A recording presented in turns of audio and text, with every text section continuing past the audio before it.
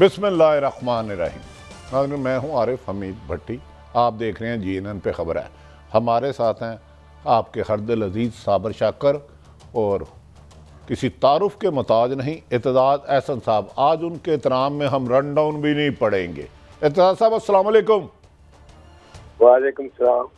इत्तेदाद साहब, आज जो समाअत हुई है और जो हुकूमत का रवैया है कि हम सुप्रीम कोर्ट का हुक्म नहीं मानेंगे, आप क्या फोर्स ही करते हैं? आप पहले दिन से फरमा रहे हैं कि इलेक्शन तो कराना पड़ेंगे सुप्रीम कोर्ट के हुक्म के मुताबिक। मैं भट्टी साहब सच बताऊं तो आज ख्वाजा आसिफ की तकरीर सुन के मैंने समझने थोड़ी सी अपनी राय में तरमीम की है सर, और वो तरमीम ये की है कि मुझे ये एक चीज़ नज़र आ गई है कि ख्वाजा आसिफ, मरियम नवाज, राना सनाउल्लाह, एहसन इकबाल और जावेद लतीफ़ ये मंसूबा करके और खुद मियां नवाज जी पीछे बैठे हुए डायरेक्ट करते हुए ये मंसूबा इन्होंने बना लिया कि हमने जाके टक्कर लेनी है, खाम खा टक्कर लेनी है सुप्रीम कोर्ट से, ताकि वो हम पे कंटेम्प्ट लगाए, ताकि वो हमको कंटेम्प्ट लगे तो इमीडिएटली डिस्क्वालीफाई करें, इस इलेक्शन से भी हम निकले, बाइकआउट करें और अपनी सियासत को इस तरह बचाने की कोशिश करें कि हम सियासी मजलूम और सियासी शहीद बन जाए, सियासी तौर पे शहीद हो जाए और हमारे पास एक बयानिया आ जाए कि ये अदालतों ने ये हमारे साथ कोई सीने के तौर पे जिस तरह जजों ने किया और 3 जज का बेंच और 7 जज का बेंच और 3 लोगों से फैसला, ये सारा एक पब्लिक डिबेट में और मोती दरवाजे में और मिस्टर पार्क में और लियाकत बाग में इनकी तकरीरें हों और हम एक नया बयानिया लेके लिखें। इसलिए मैं तो अब इस्तदा कर रहा हूँ, हाथ जोड़ के इस्तदा करता हूँ कि जजेस को कि आपने इतना सब्र दिखाया, आप इतने साबर और शाकर आप रह गए इस वक्त तक, तो अब ये 2-3 महीने की इनकी बातें सुन ले, कहने दें इनको जो कहते, ये थक जाएं कहते हुए, आप अपने सब्र में ना थकें, ना इनको तलब करें, ना इनको बुलाएं। आप कहें कि जी हम एहतराम कर रहे हैं क्योंकि ये सियासी नुमाइंदे हैं, ये पार्लियामेंटेरियंस हैं, पार्लियामेंट का एहतराम कर रहे हैं, वरना हम कर सकते थे ये, पर हम नहीं कर रहे। तो इनको बिल्कुल ये मकसद हासिल ना करने दें, वरना इसमें कोई शक ही नहीं है कि ये तौहीन अदालत का हर तकरीर इन असाब में से हर एक की ये तकरीर 4-4, 10-10 काउंट और charges of different charges of contempt of court and slander और libel हद तक इज्जत में बन सकते हैं, पर बिल्कुल इनको अपना खेल खेलने दें, बिल्कुल इनको गिले शिकवे जजों के खिलाफ तो सरेआम सियालकोट में हर जगह सारे पाकिस्तान में इनको फैलने दें और इनको ये बातें करने दें और आप सब्र दिखाएं। अच्छा सुप्रीम जी सर फरमाइए। जी नहीं, मैं यही कह रहा था और रिपीट ही होगी बात कि ये इस वक्त इन्होंने ये फैसला कर लिया, तो ये बड़ा क्लियर हो गया मेरी निगाह में। पर ये देखें कि जजेस में भी इनको अंदाजा नहीं है कि कितने जज एक बावजूद तारीखी और बेमिसाल करार के बावजूद एक इतनी बड़ी खलीज, सीनियर जज जो है वो चीफ जस्टिस के इशारे पे नहीं जा रहा, इस खलीज के बावजूद जजेस में बड़ा एहसास आया है। एक एहसास ये आया है, आपको मैं बता सकता हूँ, मेरे भी कुछ, आप शाबिर शाकिर साहब खबर कहाँ से लेके आते हैं, मेरे भी एंटेने कुछ कहीं जजेस की बरादरी में ही चलते होंगे पर चलते हैं। वो ये है कि एक उनको एहसास हुआ है कि ये पार्लियामेंटेरियन के नून वाले को ये तो हमारे घर तक पहुँचेंगे और इनका इरादा ये है, और ये जज को नहीं इन्होंने देखना, इन्होंने ये ऐसा भड़काने की कोशिश करेंगे कौम को कि सारे जजों का एक गिरेबान पकड़ा हो, कोई डिजर्व करता हो ना करता हो, हम अपनी मना लेके और एक दूसरे से दस्तो गिरेबान लफ्ज़ी तौर पे ख्यालाती तौर पे मैं याद कर रहा हूँ, दस्तो गिरेबान हो रहे हो, हाथापाई कर रहे हो, और ये बाहर से जो हमला आवर है वो आके हमें नुकसान पहुंचाए। दूसरी बात जो उनको एहसास हुआ तो उनको ये इल्म हो गया है कि हर सुप्रीम कोर्ट के जज और कम से कम उसके 50 रिश्तेदार और दोस्त जो है, कम से कम 50 रिश्तेदार और दोस्त और हर जज उससे फोन टैप हो रहे हैं, यानी 51 फोन टैप हो रहे हैं पर सुप्रीम कोर्ट जज, और वो गवर्नमेंट कर रही है। अब गवर्नमेंट नहीं कर रही, कोई और कर रहा है, तो government must stop that the prime minister. अच्छा इतना सर, मैं इधर आपको रोकूंगा, इसके बाद जाऊंगा। हाँ, मैंने सुना है एक साबिक चीफ जस्टिस है, उनको भी धमकियां मिल रही हैं और उन्हें भी बहुत ज़्यादा फॉलो किया जा रहा है। क्या ये रवैया मुनासिब है हुकूमत का कि ऑनरेबल जज साहबान और उनकी फैमिलियों के फ़ोन टेप किए जाए, उन्हें धमकियां दी जाएं? जहाँ तक तो टेप करना, रिकॉर्ड करने का ताल्लुक है, उसके बारे में तो सुप्रीम कोर्ट का फैसला, देखिए हमारे लिए और होता है और नूर वालों के लिए और होता है। हमारे लिए क्या होता है कि बीबी शहीद की जब हुकूमत थी दूसरी, तो 1996 में 6 नवंबर 1996 में जब सदर फारूक लगारी ने वो असेंबली तहलील की और डिसमिस की हमारी गवर्नमेंट, बर्खास्त की, सारी असेंबलियां तहलील करवा दी उसने गवर्नरों से, तो उस वक्त वो 58(2)B की जान थी कुछ, पर एक इल्जाम ये लगाया, 6 इल्जाम लगाए, उनमें से एक करप्शन का था। एक इल्जाम ये था कि पाकिस्तान पीपल्स पार्टी की हुकूमत पे ये इल्जाम था कि हम सिर्फ जजों के नहीं, प्रोमिनेंट पॉलिटिशियंस एंड पर्सनैलिटीज के बीच टेलीफोन टैप करते रहे। अगर आईबी ने किया, वो इंटेलिजेंस ब्यूरो ने, हमारी तरफ से कोई अहकामात नहीं, पर बहरहाल ये हम पे इल्जाम लगा। उस इल्जाम को 7 जजों के अक्सरियती फैसले ने, एक जा महमूद मिर्जा साहब ने हमारे हक में फैसला किया, 6 ने हमारे खिलाफ किया, और उन्होंने कहा कि ये इल्जाम जो है ये न सिर्फ साबित होता है बगैर कोई एविडेंस नहीं हुआ, कोई वहाँ शहादत नहीं हुई, कोई जिरा नहीं हुई, पर वो ये साबित भी होता है और ये सफिशिएंट है, ये काफी है सारी असेंबली को डिसमिस करने के लिए। कसूर एक MNA का हो, वो होम मिनिस्टर हो, पर सारी असेंबली को डिसमिस करने के लिए ये काफी है, और हुकूमत को घर भेजने के लिए। तो हमारे साथ तो ये रवैया रहा है अदालतों का, और इनके साथ इनकी असेंबली बहाल भी हो जाती रही है। पर बहरहाल इसके तरह ये जो बात है, इस वक्त जो भी ये करे, इनको हर बिल्कुल लाड करने दें। बच्चा खींच रहा होता है कान, वालदा का, वालिद का नाक में उंगलियां डाल रहा होता है, तो बच्चा कुछ नहीं कहा जाता, कोई बात नहीं, स्ट्रेटेजिक रिट्रीट होती है ये कोई। और ये एक्सपोज हो रहे हैं दुनिया में, जब जजेस को इतनी तलखी से ये बात करते हैं और जज आगे से कुछ भी नहीं कर रहा, हंस देते हैं यार।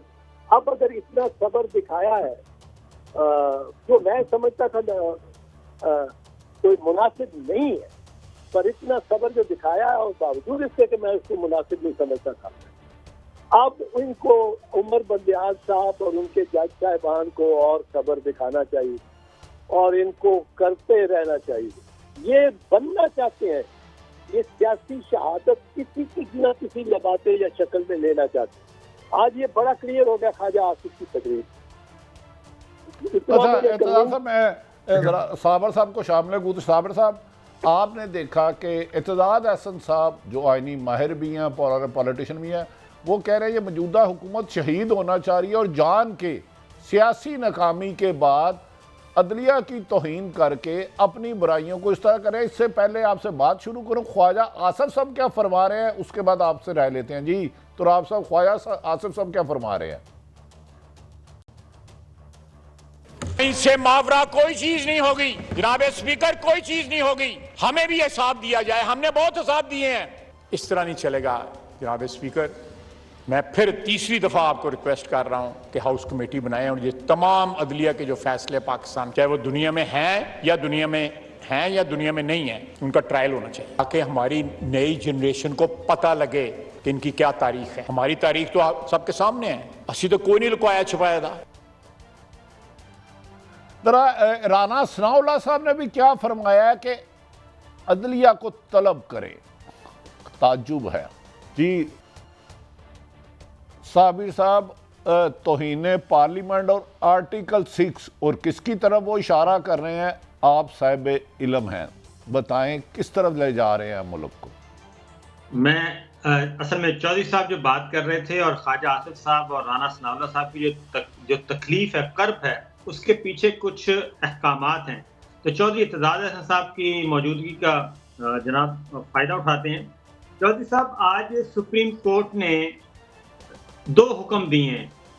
पहला हुक्म तो है कि जो प्रोसीजर बिल का कायमा कमेटी का रिकॉर्ड और मिनट्स वो हमें भेजे जाएं, और दूसरा जो स्पीकर ने खत लिखा था चीफ जस्टिस ऑफ पाकिस्तान और दीगर ऑनरेबल जजेस को, उसमें सुप्रीम कोर्ट ने कौमी असम्बली के 5 इजलासों की कार्रवाई मांग ली है। 6 अप्रैल का इजलास, 10 अप्रैल का, 17 का, 26 का और 27 अप्रैल का।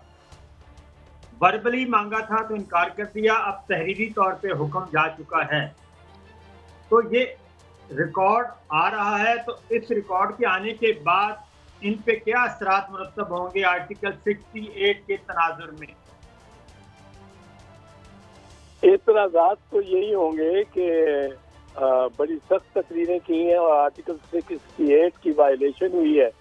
ये तो बड़ी आसान है, ये तो जो तकरीरें हैं सामने है आपके। आर्टिकल 86 तो कहता है कि किसी जज हाई कोर्ट के या सुप्रीम कोर्ट के जज की कॉन्डक्ट के बारे में आप बहस ही नहीं कर सकते फ्लोर ऑफ पार्लियामेंट पे। तो बहस नहीं कर सकते तो तलब कैसे कर सकते हैं? पर बहरहाल मैं तो ये इस वक्त कहूँगा कि अदलिया को प्लीज इनको डिस्टर्ब ना करें, इनको कहने दे, करने दे जो भी है। ये पार्लियामेंट का अगर समझते हैं इसमें वकार बढ़ता है और बनता है तो बनने दे। ये इलेक्शन का खींचे, इलेक्शन चलो अगस्त में नहीं होगा, सितंबर में हो जाएगा, इलेक्शन तो होना ही होना है। ये निगरानी है तो नहीं बैठ सकते ना, निगरानियों का तो सिर्फ एक मियाद के लिए उनकी लिजिटिमेसी है, उसके बियॉन्ड तो है ही नहीं, और वो ऑलरेडी एक्सपायर हो चुकी है। और इनसे हिसाब लिया जाएगा कि आपने ये चाय की प्याली क्यों मंगाई थी, किससे, कहने पे कहाँ से आपको पैसे मिले थे। और आप अगर पुलिस इनकी गाड़ियाँ रोकना शुरू कर दे और झंडे की गाड़ियाँ इनके वजीरों की या लोग रोकना शुरू कर दे और कहे कि जी गाड़ी से आप उतर जाएं और पुलिस से ये हम जमा करा देते हैं पुलिस स्टेशन या आपकी गाड़ी या एसपी के घर, लोग क्या करेंगे? ये किस सिचुएशन को इनवाइट कर रहे हैं? इलीगल हो गए हैं। तो इनको चाहिए कि ये भी निगरान भी पासदारी करे आइन की, कहें जी हमारा टर्म खत्म हो गई है, अब हमारे लिए एक चाय की प्याली भी एक दस्तखत करना भी नाजायज है, क्योंकि उसमें स्याही जो है वो सरकारी लग रही है, खर्च हो रही है। और हम घर बैठते हैं, आप हमें इज्जतदार लोग हैं, बैठने दें, बजाय ये कि हम अपने ससुर के समधी के घर पे हमला कर रहे हो, जो कि मोहसिन नकवी ने किया है कि वो कर रहे हो उसके साथ आर्मर्ड पर्सनल कैरियर बख्तरबंद जीपों के साथ। उसकी बड़ी थिक स्किन होती है ये बख्तरबंद जीप जो APC है। अब ये कर रहे हैं, अब आपने ये बड़े बिल्कुल जाहिर हो गया, सही किसी ने कहा कि मोहसिन नकवी को ये इतला दी IG ने कि जी ये ऑर्डर आए हैं, ये करना है और उसका गेट भी तोड़ना है, जिस तरह भी है अंगेज भी करना है और जाके उसको पकड़ना है और सबके सामने खार करना है, एक टेरर फैलाना है। तो उसने कहा मैं तो नहीं कर सकता, मेरी तो ससुर आप जानते ही कौन है। तो उन्होंने कहा मैं कितना कर सकता हूँ। इन्होंने मंसूबा बनाया, DIG ने कहा मुझे भी साथ देते रहे, तो सऊदी अरब चले गए। पीछे से राना सनाउल्लाह ने पूरा काम करा दिया। अब ये तो इनकी हालत है। ये तो वो करके कोई ना कोई तरीका चाहते हैं इस वक्त नून लीग के ये वुज़रा भी कोई ना कोई तरीका चाहते हैं कि ये सारी गेम जो है लूडो की गीटियां इधर उधर सब कुछ फैल जाए। जो गेम खेल रहे हैं कैरम के गीटे सारे कमरे में फैले हुए हो, ढूंढते फिरो आप और ये बोर्ड पे ना हो, ना लूडो हो, ना कैरम हो। अच्छा एतजाज साहब, मैं सिर्फ एक गुजारिश करूँ, जो बाद गश्त है यकीनन ये कन्फर्म नहीं और हम उस वक्त तक नहीं कहते थे, बाद गश्त है कि कोई नोटिफिकेशन आ सकता है और किसी अहम शख्सियत को घर भेजा जा सकता है, जबकि आइन में इसकी कोई गुंजाइश नहीं। अगर ऐसा होता है तो आप क्या समझेंगे फिर? नहीं, मैं आपको बताऊं, बिल्कुल नहीं हो सकता, कतन नहीं हो सकता। ये चाहते हैं कि ये उमर अताब बंदयाल को इसलिए उसको नोटिफिकेशन है विड्रॉ कर लें, और एग्जेक्टिव है उसने नोटिफिकेशन जारी किया है, एग्जेक्टिव उस नोटिफिकेशन को वापस ले सकता है, प्राइम मिनिस्टर ने जारी किया, प्राइम मिनिस्टर वापस ले सकता है, और ये चीफ जस्टिस से खत्म हो जाएगा। उमर अताब बंदयाल मैं जाती तौर पे जानता हूँ, मैं उस सारी मूवमेंट और रेस्टोरेशन ऑफ जुडिशरी के एक एक हरफ को जानता हूँ। उमर अताब बंदयाल इस वजह से बहाल और लेजिटिमेटली बहाल नहीं हुए थे कि उनको कोई नोटिफिकेशन ने बहाल किया था। उनकी बहाली का सर्टिफिकेट और मोर जो थी वो सुप्रीम कोर्ट के 13 जजेस के बेंच थे। 13 जजेस के बेंच में कौन से फैसले में? Sindh High Court Bar Association versus the Federation of Pakistan के फैसले में, जो 31 जुलाई 2009 को आया। 31 जुलाई 2009 को सुप्रीम कोर्ट के 13 जजेस ने इनको हटाए जाने, ओहदों से हटाए जाने को कलअदम करार दिया था। कलअदम बस वो 3 नवंबर जो 2007 की जो नोटिफिकेशन थी परवेज मुशर्रफ की, उसको उन्होंने कलअदम, सारे पीसीओ को कलअदम, सब कुछ कलअदम करके और कहा था इनकी वैलिड रीइंस्टेटमेंट हुई थी। और वैलिड रीइंस्टेटमेंट का मुराद है कि वो नोटिफिकेशन से नहीं होती, वो होती है कि आपने एक हलफ दिया हुआ है अदालत का, और आपकी बाकायदा अपॉइंटमेंट हुई है थ्रू दी प्रेसिडेंट, और प्रेसिडेंट के बगैर डी नोटिफाई तो हो ही नहीं सकता जज, वरना रोज डी नोटिफाई हो रहे हो। नोटिफिकेशन तो आती है, तो नोटिफिकेशन उस जजी को कॉन्स्टिट्यूट नहीं करती, उसको उसका सहारा नहीं है नोटिफिकेशन। नोटिफिकेशन एक इतला है दुनिया को कि उस साहब ने ये मनसब जायज तौर पे और हलफ अपना लेके साबर, आप एतजाज साहब को सवाल करें जरा प्लीज। कर सकते हैं जितने मैंने करने हैं, उससे ज्यादा आप करें। अच्छा तो सब ये तो एक वो कहते हैं कि प्रोपेगेंडा वार चल रही है, और ये माजी में कभी ना हुआ ना आइंदा होगा कि एग्जेक्टिव ऑर्डर के जरिए आप किसी भी ऑनरेबल जज को या यहाँ तक कि चीफ जस्टिस साहब को फारिग कर दें। लेकिन एक इवेंट हुआ है और ईद मिलन पार्टी, और उसमें तमाम के तमाम ऑनरेबल जजेस मौजूद थे सिवाय जस्टिस काजी फाइज ईसा साहब के। इसको आप कैसे देखते हैं? वो जो क्वेटा साजिश और तारड़ प्लान था वो तो सारे का सारा फिर हवा हो गया, और इस वक्त यूनिटी देख रहे हैं हम सुप्रीम कोर्ट में। देखिए, मुझे इस बात का अफसोस हुआ कि काजी साहब नहीं गया है। कल काजी साहब ने चीफ जस्टिस लगना है, तो काजी साहब हमारी रेड लाइन, फिर भी अब काजी साहब होगा। एजाजुल एहसन लगेगा तो हमारी रेड लाइन वकला की एजाजुल एहसन होगा। कोई बाहर से हमला आवर हम नहीं उनको करना देंगे, कोई किसी किस्म का भी। मंसूर अली शाह लगेंगे चीफ जस्टिस, तो हमारी रेड लाइन चीफ जस्टिस होगा। हमारी रेड लाइन चीफ जस्टिस था, इफ्तिखार मोहम्मद चौधरी साहब नहीं था। चीफ जस्टिस ऑफ पाकिस्तान, वो ओहदा मुकद्दस ओहदा था हमारी निगाह में। हमको बहाल इफ्तिखार मोहम्मद चौधरी को नहीं करा रहे, हम चीफ जस्टिस ऑफ पाकिस्तान को बहाल करा रहे हैं। और बड़ी कुर्बानियां दी वकला ने अपनी, और उसमें प्रैक्टिसें खत्म हो गई, सब कुछ, पर वो हमारे साथ रहे। अब ये मुझे काजी साहब से ज्यादा दुख हुआ, अफसोस हुआ कि वो, वरना तो उन्होंने साबित कर दिया कि शबनम शकील वाले सारे जज चले गए, सारे जज, आप भी चले जाते। अब वो सारे जज जब गए हैं तो वो एक बड़ा ऑनेस्ट एफर्ट लगा है, एक उसमें बड़ी गुदास की कैफियत आई है, दिल गुदास। अब जब वो कैफियत आई है तो फिर सोचा, देखा, नजर पड़ी है तो काजी साहब उन जजों में नहीं है जो वहाँ गए, वो गए हैं वो नहीं है। अब ये तो शबनम शकील वाली बात हो गई, उन्होंने तो इसको रिड्यूस कर दिया। फिर कि ये खैर और शर, जब शकील कहती है जब मार्शल और रेगुलेशन 49 लगा और सेंसरशिप लगाई ज़ियाउल हक ने, तो उसका शेर था से कत्ले हर्फ व सौत से कत्ले हर्फ व सौत से अहले अज़ा के साथ निस्बत हमें रही है हर एक करबला के साथ। और फिर उसने कहा ये खैर और शर की बात नहीं है यहाँ तो बस, ये खैर और शर की बात नहीं है यहाँ तो बस, टकराव हो गया है अना का अना के साथ। ये बदकिस्मती से काजी साहब ने कुछ इस तरह का इंडिया दिया है। वो मैंने कहा वो हमारे कल रेड लाइन होंगे, पर आज उनको चाहिए था जाते भाईचारे में बढ़ाते, देखते जो जजेस, बाकी बहुत सारे जजों को मैं जानता हूँ, एहसास हुआ है कि हमारे पे तो यलगात शुरू हो गई है। हमारे तो बच्चों और हमारे बच्चों के दोस्तों और उनके दादों पोतों के टेलीफोन टैप कर रही है गवर्नमेंट। चीफ जस्टिस की साथ का टेलीफोन अगर उन्होंने 1 मिनट की या 2 मिनट की कॉन्वर्सेशन निकाली है, तो भट्टी साहब ये सिर्फ उस 1 मिनट में तो उन्होंने कॉल नहीं रिकॉर्ड की होगी ना। उनको बीबी ने ये तो पहले आईबी वालों को फोन नहीं किया होगा कि मैं बात करने लगी हूँ, आप रिकॉर्ड कर लें। वो तो 24 घंटे की रिकॉर्डिंग होगी, उसमें वो पोर्शन उनको मिल गया होगा। तो ये तो डेडिकेटेड फोन लाइन पे डेडिकेट हुए हैं रिकॉर्डिंग। ये एहसास हो गया जजेस को।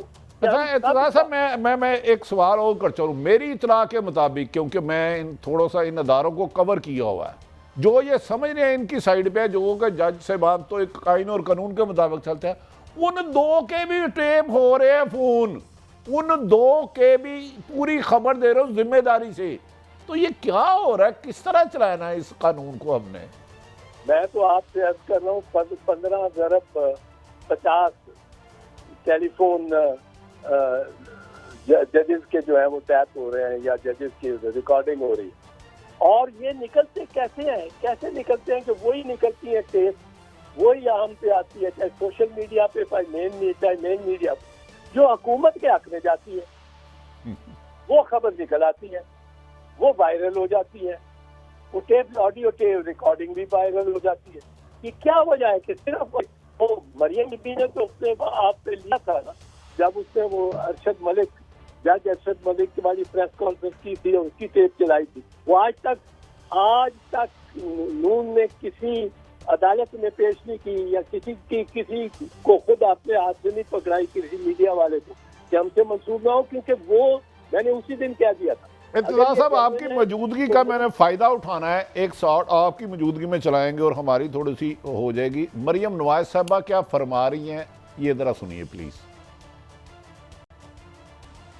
ये जो गैंग है जिसका सरबराह सरगना इमरान खान है, चाहे वो साकिब निसार हो या वो जनरल फैज हो या वो जस्टिस मुजाहिर अली नकवी हो या वो इनका कोई भी आलाकार हो, जिसको उठा के आप देखेंगे वो शख्स पाकिस्तान का करप्ट तरीन फर्द निकलेगा जो इसके साथ शामिल। जस्टिस मुजाहिर अली नकवी और जस्टिस इजाजुल एहसन को आप कटहरे में खड़ा नहीं करते क्योंकि आपकी मेजोरिटी जो है वो कम हो जाती है सुप्रीम कोर्ट में। ये जंग सुप्रीम कोर्ट के जो मेंबर बेंच है इनकी शहबाज शरीफ साहब से नहीं है, ये इनकी अगली तकरीरियां रोकने की है, क्योंकि ये सब एक गिरोह है जो ये समझता है कि अगर इनका बंदा ना आया तो इनकी जो पूछगिछ है वो शुरू हो जाएगी। जी इत्तला साहब, गैंग, गिरोह और करप्ट मज़ाहिर नकवी एक अच्छी शोहरत के हामिल। इससे पहले सिर्फ 1 सेकंड का 30 सजाद अली शाह पर इन्होंने हमला किया, आसफ सईद खोसा साहब पर ये नाराज, साकिब निसार जैसे दरवेश आदमी पे ये नज़ार, उमर अता बंदयाल से ये नाराज, और ये जो जुबान मरियम ने दी है जरा रहनुमाई कीजिए। नहीं, इन्होंने वो मलिक कयूम से जो किया था, चीफ जस्टिस राशिद अजीज खान से जो किया था, उनको डिक्टेट किए थे ऑर्डर, और बीबी शहीद और आसिफ जरदारी साहब को 5-5 साल सजा करवाई थी और सारी जायदाद उनकी जब्त करने का हुक्म दिलवाया था। तो ये तो खैर इनकी सरिश्त में है, मैं इसमें कुछ नहीं कहता, पर मैं ये सुन के यहाँ दंग रह जाता हूँ, यहाँ ठेस पहुंचती है। 55 साल से मैं इस शोबे में हूँ, वकालत में, ऐसी जबान मैंने नहीं सुनी। पर वहाँ भी मैं अब कहूँगा, अब जजिस को कहूँगा कि इस डेस्परेशन को नोट करें कि वो चाह रहे हैं, ये बीबी भी चाह रही है कि मुझे नोटिस इजाजुल एहसन नहीं करते गुस्से में पेश, उसका नाम आ गया, मज़ाहिर नकवी जज बन के सुप्रीम कोर्ट का जो उसका फर्ज है, जो फराइज, वो मुझे नोटिस कर दे। मुझे हमें कोई नोटिस तो करो, हमें कोई हमारे खिलाफ कोई मुकदमा तो नया ये चला दो कंटेम्प्ट का, हम भी नजर आए कि हम शमशीर बका अपना दिफा करते हुए और मारे गए, सियासी शहीद हो गए। ये आप खुदा के वास्ते इनके खिलाफ एक्शन न लें, खुदा के वास्ते। कानून से कोई ताल्लुक नहीं है मेरा, पर इनके खिलाफ एक्शन ना ले, बिल्कुल ना ले, बिल्कुल ना ले। नजरअंदाज करें, दरगुजर करें, एक कान से आती है बात दूसरे कान से निकाल दें, ये खुद खामोश हो जाएंगे, लोग इनको खामोश कर देंगे कुछ अर्से के बाद, और इससे उलझे नहीं। ये चाहते हैं कि हम उलझ जाए। साबर, आपने भी सुना अभी मोहतरमा मरियम नवाज साहबा का। चले इत्तेजाद अहसन साहब ठीक कह रहे हैं कि ये बात को डिट्रैक करने के लिए कॉन्टैक्ट चाहते हैं, लेकिन पैमरा एक जो अदारा है हमें हमेशा नोटिस भेजता है, वो क्या मरियम साहबा के ऐसे अल्फाजों में पाबंदी नहीं लगा सकता? अदालतें चलो सुप्रीम कोर्ट ना करे, हाई कोर्ट के काबिल एहतराम भी तो जज साहबान है ना, उनकी फैमिलियों के भी टेप हो रहे हैं। कहीं कानून है, हुकूमत है? Do you think? हुकूमत तो खैर पता नहीं कहाँ है भट्टी साहब। मसला यही है कि ये मर रहे हैं सियासी मौत, अपनी बेमौत मारे जा रहे हैं, क्योंकि जो एक रिजीम चेंज हुआ, जो ड्राइंग रूम में बैठ के इन्होंने मुख मुका किया, उसके बाद जो कुछ इनके साथ हो रहा है, और ये पाकिस्तान के अवाम जो हैं वो उनसे नाला हैं। इलेक्शन ये जीत नहीं सकते, इलेक्शन से फरार चाह रहे हैं, जमहूरियत का नाम देते हैं लेकिन कहते हैं इलेक्शन नहीं करवाने, वोट के बगैर ये इक़्तिदार चाह रहे हैं, ये सारी कुछ चाह रहे हैं। जो चौधरी इत्तेजाद साहब कह रहे हैं बिल्कुल 100% ये दुरुस्त बात है कि अब ये चाहते हैं कि सुप्रीम कोर्ट इनसे आके टकराए। हम इतना ज़्यादा, क्योंकि तलाल चौधरी साहब ने, जो तलाल चौधरी ने बात की पाकिस्तान टेलीविजन ने जो दिखाई, उससे बढ़कर और क्या हो सकता है। और ये जो कल जो मरीम साहबा की जो तकरीर थी, अगर आप उसको गौर से देखें, चेहरे के तासुरात देखें, वो बहुत ज़्यादा स्ट्रेस में है, बहुत ज़्यादा डिप्रेशन है, वो बहुत ज़्यादा फ्रस्ट्रेट हैं कि उनके साथ हो क्या रहा है। उसकी वजह है कि इक़्तिदार भी उनके हाथ से निकलता जा रहा है, इलेक्शन भी हाथ से निकलते जा रहे हैं, और आहिस्ता आहिस्ता उनकी गिरफ्त जो है वो कमज़ोर पड़ती जा रही है। आज सिर्फ सुप्रीम कोर्ट ऑफ पाकिस्तान की तरफ से अभी सिर्फ एक चिट्ठी गई है रजिस्ट्रार की तरफ से कि जनाब ये रिकॉर्ड आप हमें सिर्फ दे दें, ये हमने इसका मुलाहिजा करना है। तो उसकी आहो बका आप देख लें कि कितनी ज़्यादा हो रही है, जबकि अभी तक सिर्फ स्टैंडिंग कमेटी का रिकॉर्ड मांगा गया है। ज़ाहिर कोर्ट ने तो अपने मुकदमे को आगे बढ़ाना ही बढ़ाना है, और ये उससे बचने के लिए ये सारा कुछ कर रहे हैं, और चाहते ये हैं कि ये तवज्जो असल मुकदमे से हटके इनकी तरफ आ जाए, और ये फिर आके कहें कि देखें जी हमें निकाल दिया, हमें क्यों निकाला, हम बिल्कुल सही काम कर रहे थे, हमने मुश्किल फैसले किए और हमें निकाल दिया। ये एक नैरेटिव चाहिए इनको इलेक्शन से पहले पहले अपनी सियासी शहादत का। अच्छा साबर, मेरी इतला है कि उन्होंने कह दिया ये रिकॉर्ड ना दिया जाए, स्पीकर ने हुक्म कर दिया है। अगर ये रिकॉर्ड भी नहीं देते सुप्रीम कोर्ट के ऑनरेबल जज साहबान को, देन व्हाट? तो रिकॉर्ड ना भी देंगे तो दोबारा वो समन कर लेंगे, उसमें क्या है। क्योंकि सुप्रीम कोर्ट ने तो असल में हुआ ये है कि स्पीकर ने खत लिखा चीफ जस्टिस ऑफ पाकिस्तान को, और उसमें उन्होंने लिखा कि आपने आइन से इनहराफ किया है, एक चार्जशीट करने की कोशिश की, फर्द जुर्म लगाने की कोशिश की, और दीगर जजिस को भी लिख दिया। अब वो जो खत का रिकॉर्ड है, जाहिर है वो सारे का सारा आप रिकॉर्ड मंगवा रहे हैं, रिकॉर्ड मंगवा के इस इशू को टेकअप करेंगे और आइन और कानून के अंदर रह के करेंगे। अब अगर वो रिकॉर्ड भिजवाते हैं तो इसी तरीके से है कि जैसे कि इकबाली बयान है जो चौधरी साहब कह रहे हैं ना, ये है इनके इकबाली बयान ऐवान के अंदर, वो तहरीरी तौर पे भी मौजूद हैं और उनके वीडियोस भी मौजूद हैं, उनसे ये इनकार भी नहीं कर सकते।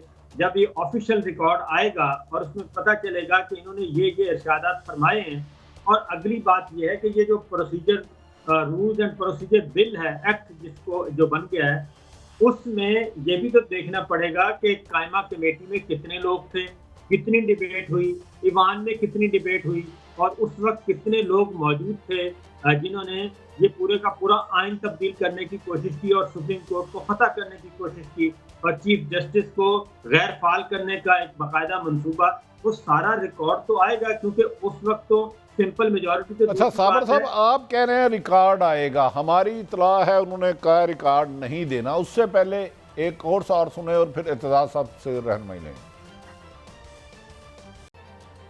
जी एतजाज साहब वजीर दफा कह रहे हैं कि सुप्रीम कोर्ट का हुक्म वजीर आजम के खिलाफ आया तो हम नहीं मानेंगे, आपने खुद सुना। सर आज भट्टी साहब इसका रद्द अमल नहीं होना चाहिए। अब इसका रद्द अमल ये उस हद को पाट गए, ये आगे निकल गए, बहुत आगे निकल गए। अब इस वक्त दानिशमंदी ये है कि इनको करने दें ये बातें, रिकॉर्ड भी ना भेजें। बेशक लगेगा कि सुप्रीम कोर्ट बेबस है, सुप्रीम कोर्ट कभी बेबस नहीं होगा। सुप्रीम कोर्ट का आखिरी हर्फ जो है, आखिरी वर्ड वो सुप्रीम कोर्ट ही का होगा। और इनकी कन्विक्शन शायद ख्वाजा आसिफ की और इनकी कन्विक्शन शायद खुद काजी फैजी सा कर रहे हो। ये भी मैं बता दूं, जब जिंदगी का और फितरत के कवानीन है और किस्म जरीफियाँ हैं कि इस वक्त इसको मतलब है रैप अप कर दें, सिर्फ कॉन्सेंट्रेट फोकस करें कि इलेक्शन डेट उस डेट पे हो जो कि सुप्रीम कोर्ट फिक्स करे। वो अगस्त में से पहले कहीं जुलाई में अगस्त में वो हो जाए, वो फिक्स करे और उस पर इलेक्शन पे सारी कौम को आमादा कर ले। और ये ना हो जिस तरह इस वक्त, अब तो इलेक्शन हो ही नहीं सकता 14 दिसंबर की बाबत, तो ये 14 दिसंबर नहीं 14 मई के 14 मई की बाबत निस्बत से हो ही नहीं सकता। ह्यूमनली इम्पॉसिबल हो गया, ह्यूमनली इम्पॉसिबल, और इन्हीं की वजह से हुआ है। तो अब इसको फिलहाल मतलब है कि इस पे लिहाफ डालें और इसको जरा लिहाफ डाल लेते हैं। लेकिन आपने 55 साल अपनी जिंदगी, जवानी और बुढ़ापा इस प्रोफेशन में गुजारा, इससे पहले ऐसे अल्फाज अदलिया के बारे में किसी लाडले ने कहे? मैंने तो किसी निजी महफिल भी नहीं सुने ऐसे। ये तो पब्लिकली बाहर इन्होंने तो वो तस्वीरें लगाई थी जलसे में जजों की, सर्विंग जजेस की तस्वीरें लगा के जलसे में, वो सरगोदे के जलसे में, और उनको उनकी शनाख्त कराई थी सबको।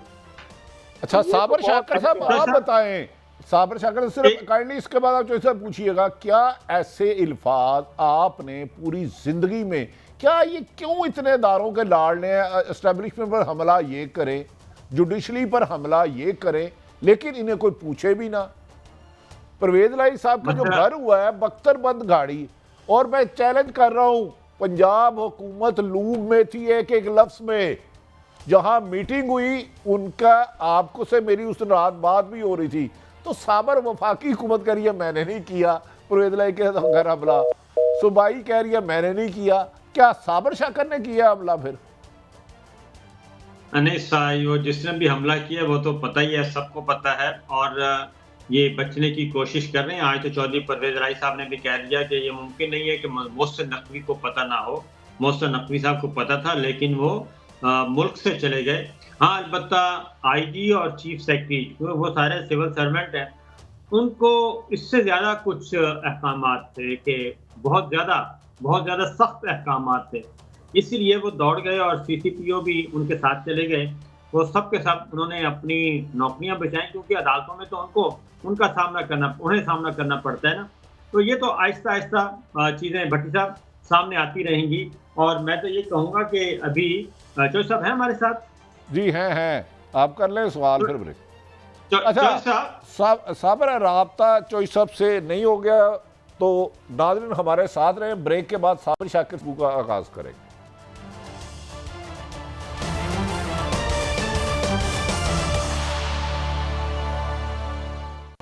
वेलकम बैक नाज़रीन। अच्छा साबर साहब, गुजारिश है, एक तो अगर तौहीन अदालत का हुक्म आया तो नून लीग इस पर अमल करने से इनकार कर देगी। दूसरा, आज रात 9 बजे हुकूमत और पाकिस्तान तरीके इंसाफ के दरमियान माबीन 9 बजे मुज़ाकरात हो रहे हैं। आप क्या समझते हैं, इसका क्या नताइज आ सकते हैं, और क्या सुप्रीम कोर्ट के हुक्म अदूली पर हुकूमत के लिए क्या परेशानी हो सकती है? अच्छा भट्टी साहब, बात यह है कि अभी आसिफ जरदारी साहब और मौलाना फजलुर रहमान की मुलाकात भी कुछ देर पहले ख़त्म हुई है, तो मामलात इसके अलावा कोई और ऑप्शन बचता नहीं है। आज army chief general Asim Munir साहब और DGI/ISI की भी वज़ीर आज़म से मुलाकात हुई है। मेरा ख्याल है कि अब सिस्टम इतना हो गया है ओवरबर्डन कि मज़ीद इस तरीके से हम चल नहीं सकते आगे। 24 करोड़ का मुल्क है ये, और पाकिस्तान को मजाक नहीं है। वाहिद इस्लामी जमहूरी ममलकत है जो कि जौहरी ताकत है, और वो इस तरीके से चले जाए। अब पूरी दुनिया में हम बन गए मजाक, और उसमें हमारे दोस्त ममालिक वो भी मजाक उड़ा रहे हैं। जो दुश्मन है वो तो उन्होंने उड़ाना बल्कि वो फ़ायदा उठा रहे हैं। इसलिए ये कहना कि अब इसी तरीके से ये स्टेटस को चलता रहेगा, ये पॉसिबल नहीं है। सुप्रीम कोर्ट ऑफ पाकिस्तान ने भी एक लेवल पे आके उन्होंने भी कहा है कि आप आपस में बैठ के मामला कर लें। अब हो ये रहा है कि मेजॉरिटी हुक्मरान इत्तेहाद में शामिल जो जमातों की अक्सरियत है, सिवाय मुस्लिम लीग नवाज मीम ग्रुप के, बाकी सब के सब इलेक्शन चाहते हैं। वो चाहते हैं कि मफाहमत की तरफ आगे बढ़ा जाए, मफाहमत से, और इलेक्शन की एक डेट फाइनल कर ली जाए। अब मसला है एक नवाज शरीफ साहब का कि वो कैसे उनको सिस्टम में वापस कैसे लाया जाए। उनका मुसीबत बनी हुई है कि वो जहाँ से उनको रिलीफ मिलना था उनको वो गालियाँ दे रहे हैं, और आगे अगर कोई आइन में अमेंडमेंट होनी थी तो पाकिस्तान तहरीक इंसाफ को उन्होंने बाहर बिठाया हुआ है। तो इसलिए जो स्कोप है बड़ा लिमिटेड सा हो गया है नून लीग के नवाज शरीफ साहब के पास और मरियम साहबा के पास, और बाकी रह गए मौलाना फजलुर रहमान साहब। तो मौलाना फजलुर रहमान साहब को जरदारी साहब ये यकीन दहानी करवा रहे हैं कि हम आपको बलूचिस्तान में एडजस्ट कर लेंगे आइंदा इलेक्शन के दौरान। इलेक्शन के नतीजे में बलूचिस्तान में आपकी एडजस्टमेंट हो सकती है। खैबर पख्तूनख्वा अगर ना भी मिला तो कोई बात नहीं, बलूचिस्तान में हम आपको वजारतें शजारतें उधर अकोमोडेट कर लेंगे।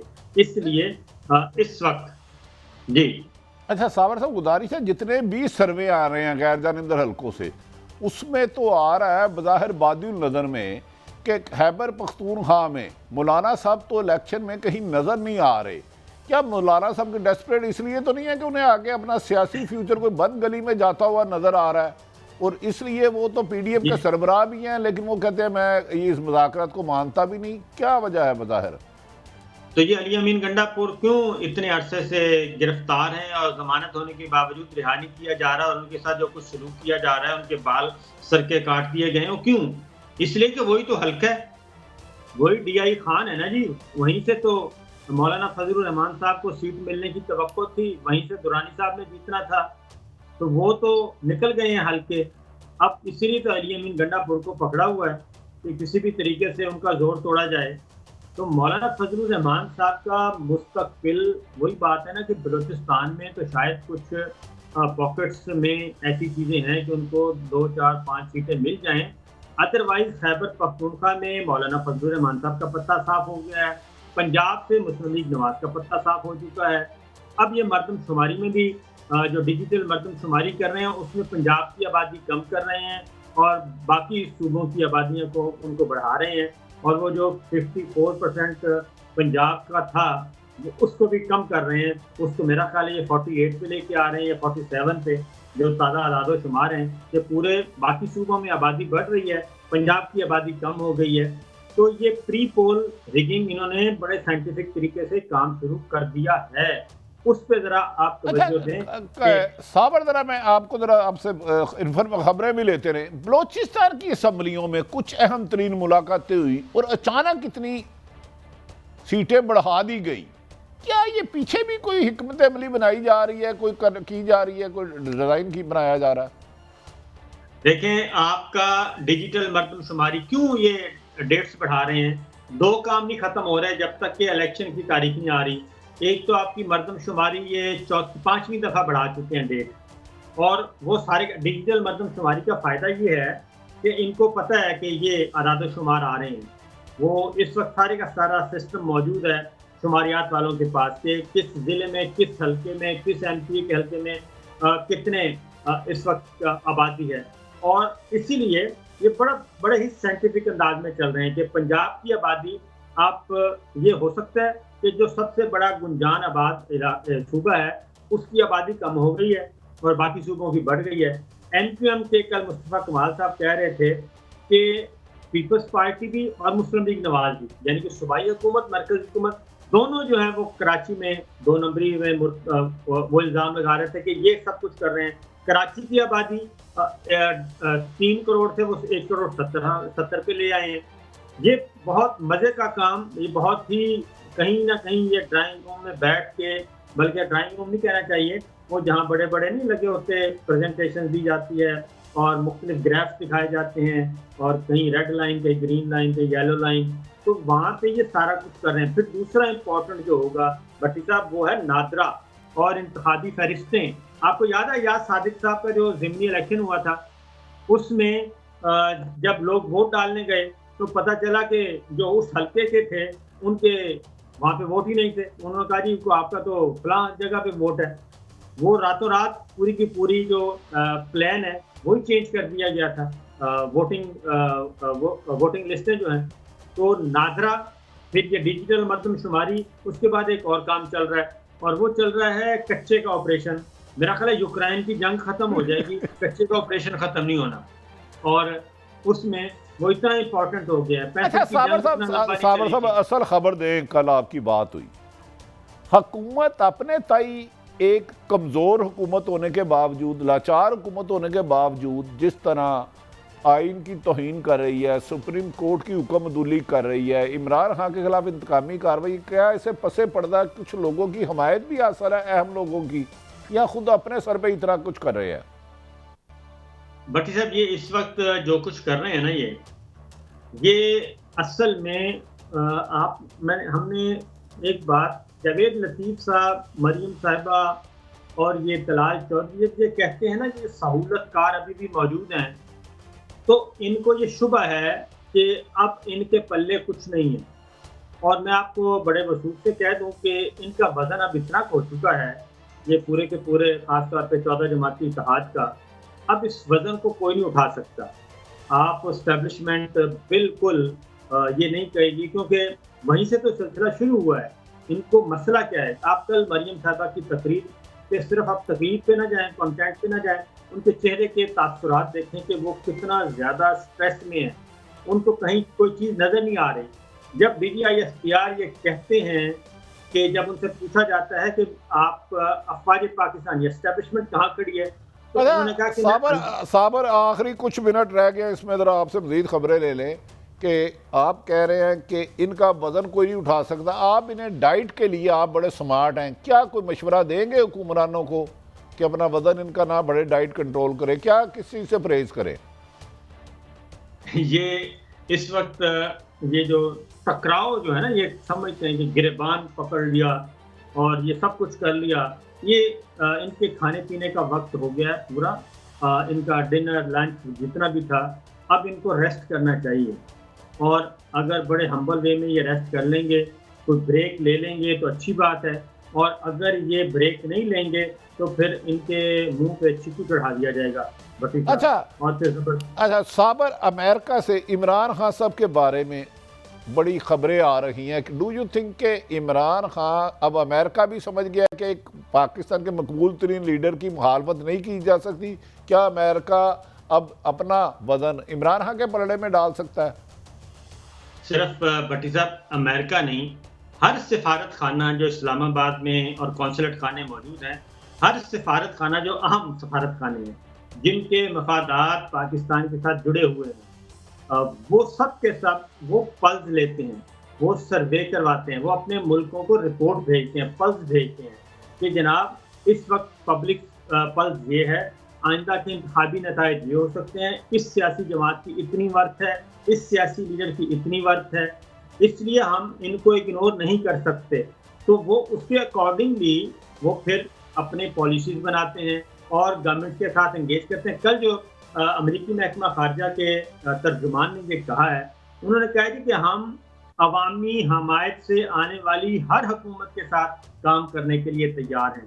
हमारी कोई फेवरेट पॉलिटिकल पार्टी नहीं है और ना ही कोई गैर वो नापसंदीदा सियासी लीडर। अच्छा साबर साहब, आप पिछले दिनों में सुना है, मैंने ख्वाब देखा कि आप सऊदी अरब में माशाल्लाह उम्रा कर रहे हैं।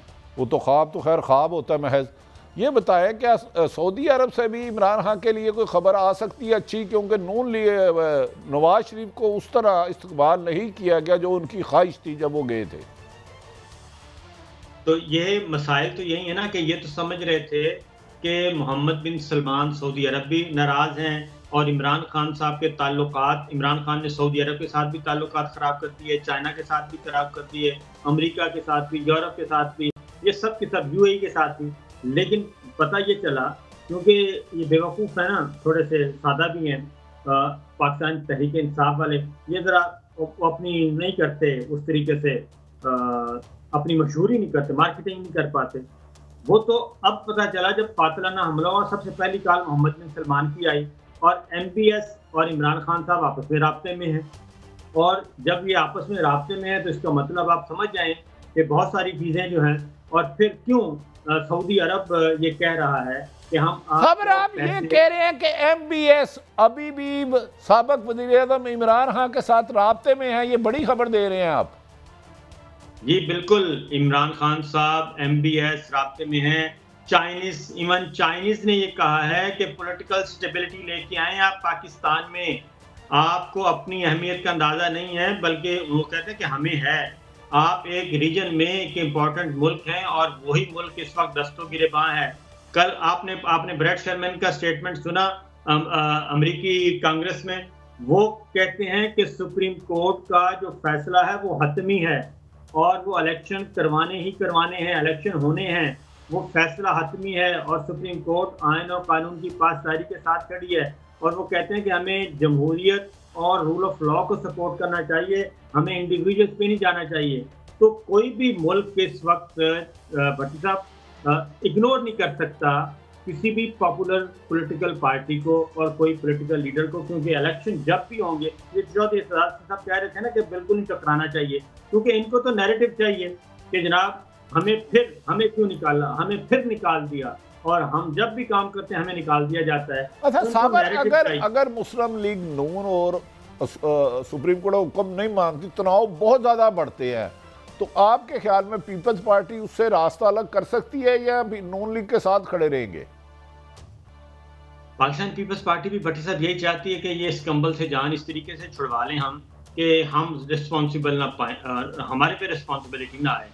जरदारी साहब ने जो ये सुप्रीम कोर्ट में जाके फारूक चनाइक साहब ने और इसराजुल हक साहब ने जो स्टेटमेंट दिया था, उससे पहले पीपल्स पार्टी ने तमाम इत्तेहादियों से मुलाकातें की।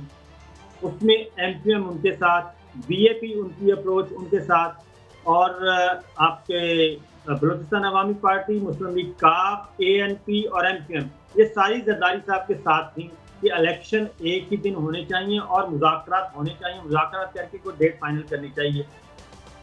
शहबाज शरीफ साहब से मुलाकात होती है, सिराजुल हक की, फिर इमरान खान साहब से होती है, शहबाज शरीफ साहब, इन तीनों से मुलाकात, फिर सिराजुल हक साहब जाके जुलाई की तारीख। अच्छा साबिर, दिल तो नहीं कर रहा आपको रोकने से, बड़ी अच्छी खबरें देते नाज़रीन, आपने सब कुछ सुना। अल्लाह ताला जो भी हो पाकिस्तान के लिए बेहतर, इंशाअल्लाह ताला कल मुलाकात होगी। पाकिस्तान जिंदाबाद।